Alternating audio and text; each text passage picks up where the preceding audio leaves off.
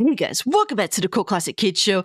And today, well, we have to continue talking about Grand Theft Auto because you know what? After that live stream last night, there's still more stuff to talk about because this 90-second trailer has basically cultivated a gift that keeps on giving for me as a YouTuber that covers absolute buffoonery and nonsense that happens in the world of gaming. And we have an insane article that really just let's just dunk on it, man. Let's just dunk on it because it's too easy, baby. Let's jump into this article and have a discussion because, well, from Dazed, an opinion piece article, the title being Grand Theft Auto 6, does the world really need another sequel?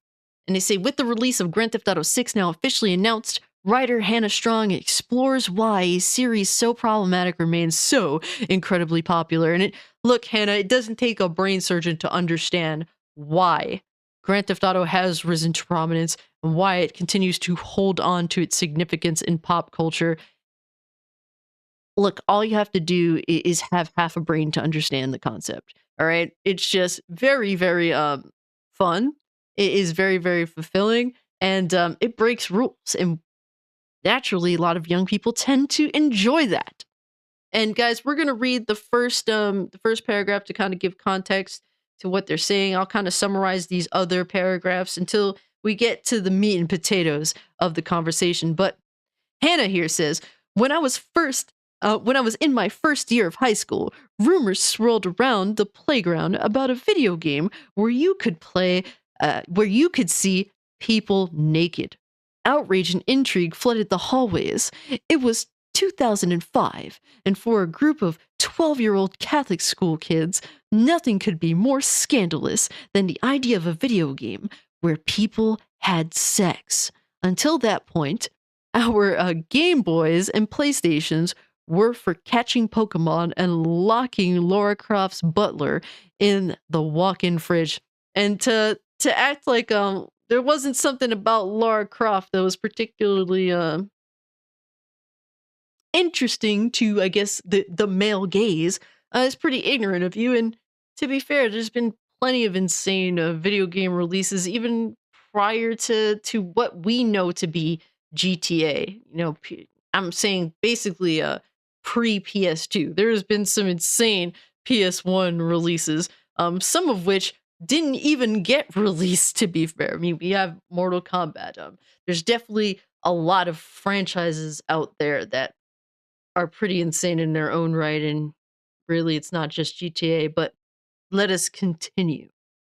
They say the hot coffee controversy around Grand Theft Auto San Andreas, in which particularly dedicated fans of the franchise restored a cut minigame, which allows them to have semi-graphic sex with player characters CJ's girlfriend, blew our tiny religion-conditioned minds, and can't help but feel like this article is particularly being sus. I'm not gonna assume, but it sounds a little strange the way they try to word this.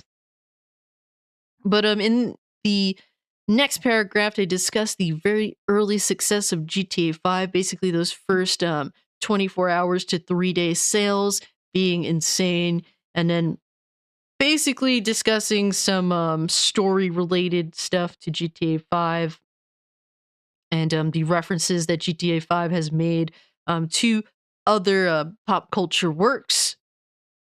And then now here they're talking about the overall success of GTA 5, how much money it's made, and the proprietor of all that money being made being GTA Online. They go on just a bit of a tangent, guys, not for nothing.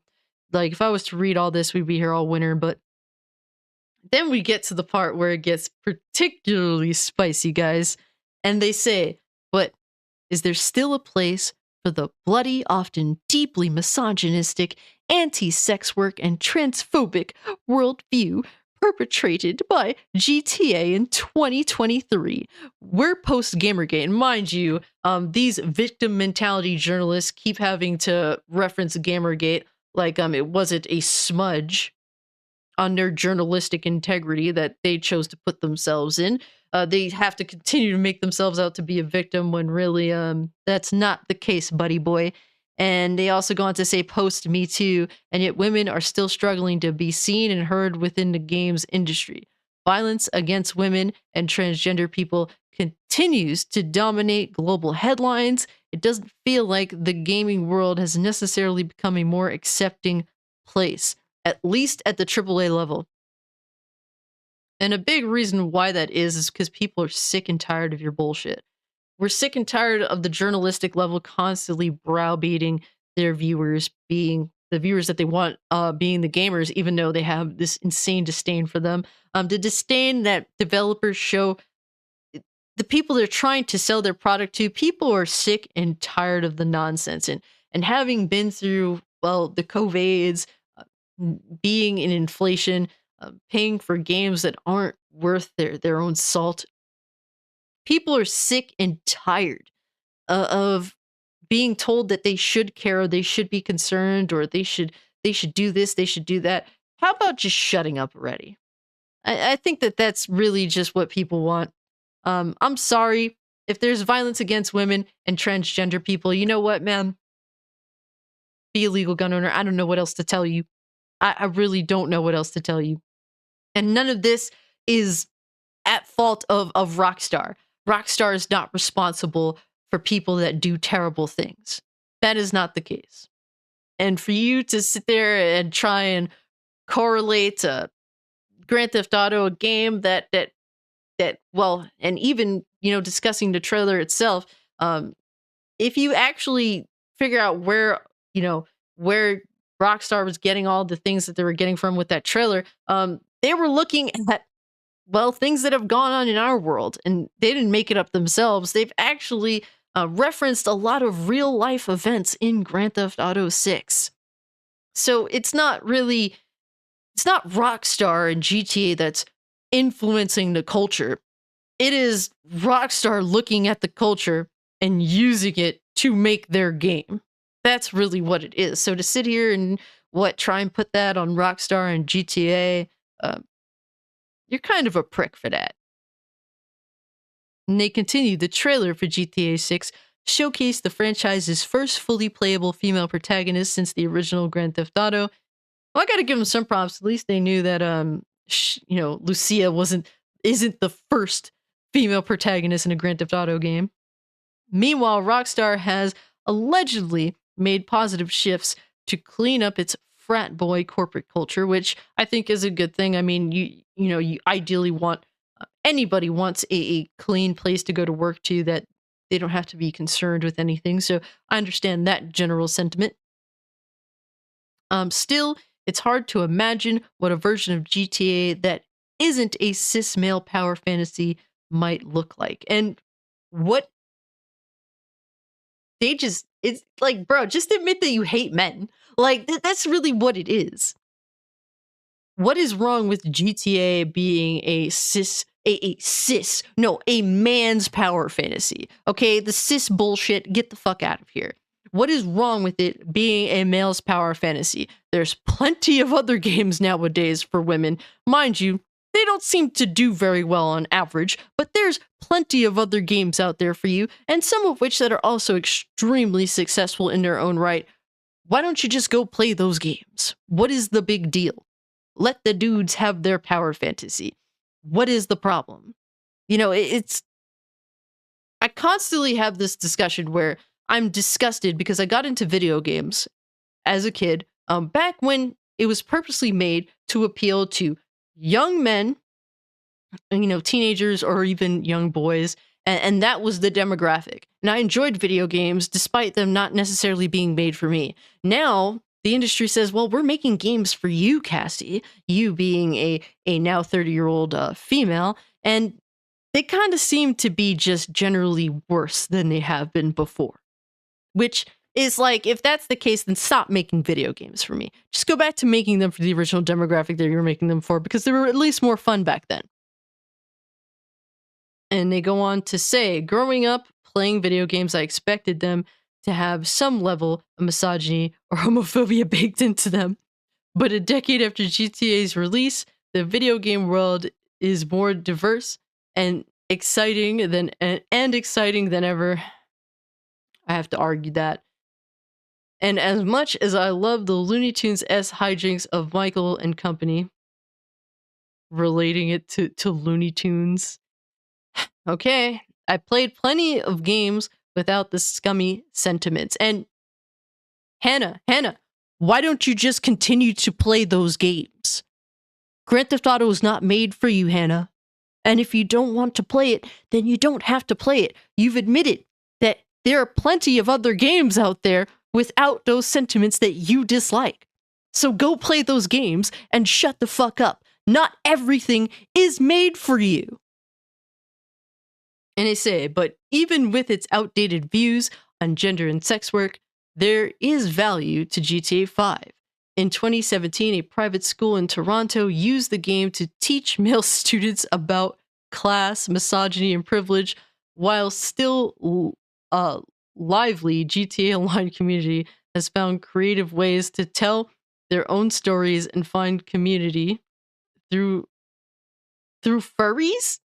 Is often though furries so often is the internet's punching bag, still face pushback from less tolerant players.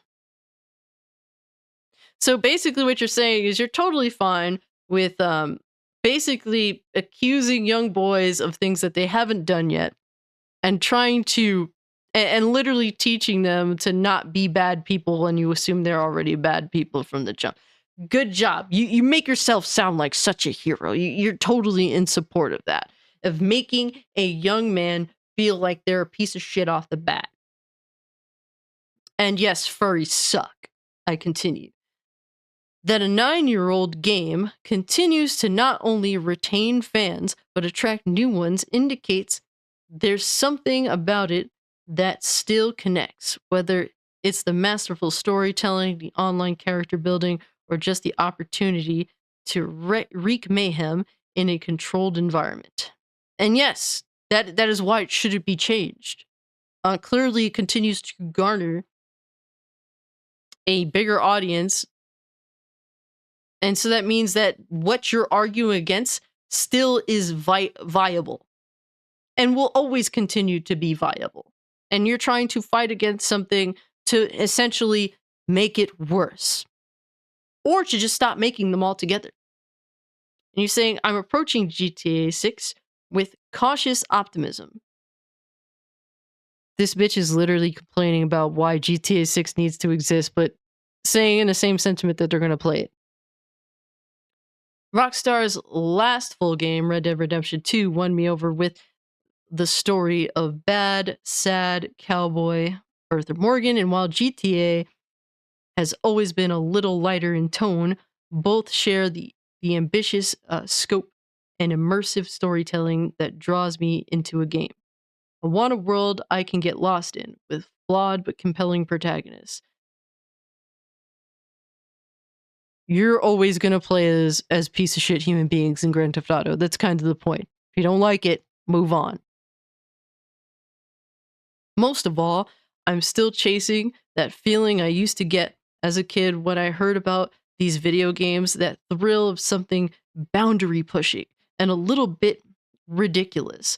Though we can skip the sex simulation minigame and rampant misogyny this time around, there's something that only GTA can provide. So that's how this article ends. But the beginning of it is, Grand Theft Auto 6, does the world really need another sequel?